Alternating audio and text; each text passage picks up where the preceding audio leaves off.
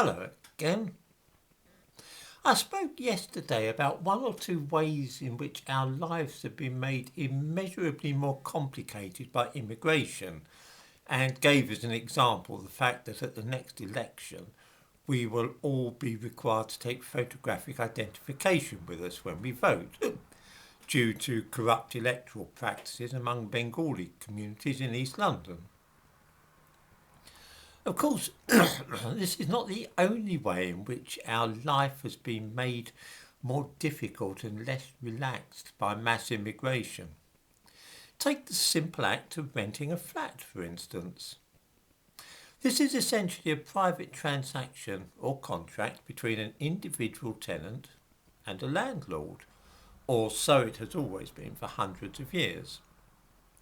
These days, the government has to be involved in even such a minor affair as renting a bedsit. I wonder how many viewers are aware that landlords can be sent to prison for 5 years if they do not check the passports of those to whom they wish to rent a flat. Older viewers will remember that at one time one could rent a bedsit or flat with little paperwork, hand over a deposit and a month's rent in advance, and that was all that was required. If the landlord wasn't bothered, you could even use a name which was not your own. Nobody cared as long as the rent was paid on time. What business could this possibly be of the government?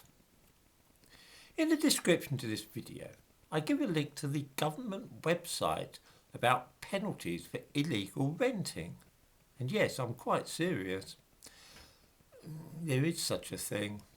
It is supposedly to crack down on illegal immigrants being rented a flat when they have no right to be in the country.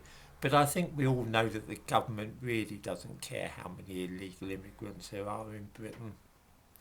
This is actually a way to reduce our privacy and to allow the government to poke its nose into our business and make sure it has a record of where every citizen is and what they're all up to. If you wish to rent a flat in Britain these days, the landlord is obliged by law to check your papers and keep copies of them in case the police wish to make inquiries.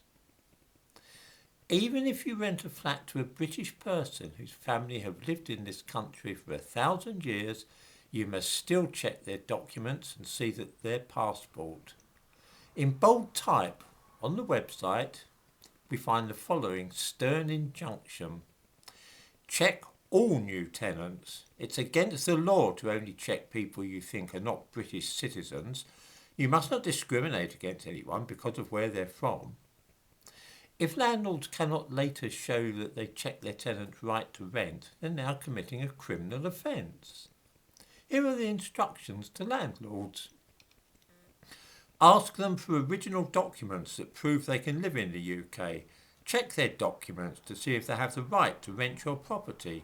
Check that each tenant's documents are genuine and belong to them with the tenant present. Make and keep copies of the documents and record the date you made the check. You can get an unlimited fine or be sent to prison for renting your property to someone who is not allowed to stay in England. The only way that I could prove my right to live in this country would be by showing my passport.